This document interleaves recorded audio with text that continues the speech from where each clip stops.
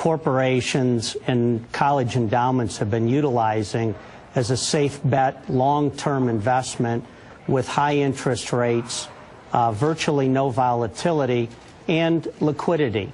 And now we're simply looking at this as a potential for play for a portion of our clients' money and portfolios for safe long-term money. Wow. Hey, Joe, simple Yes. question. Do I have to die to reap a really good return on this investment? No, you don't.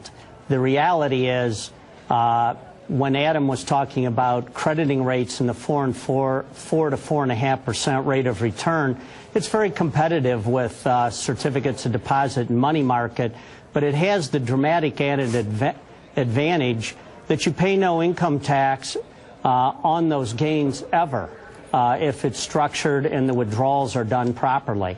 Can I spend those gains, though, as I'm going while I'm alive, or can you spend those gains only after the policy pays off? No, you can spend them while you're alive, which is the utilization that companies and banks have been utilizing for decades now to fund employee benefits and retiree benefits.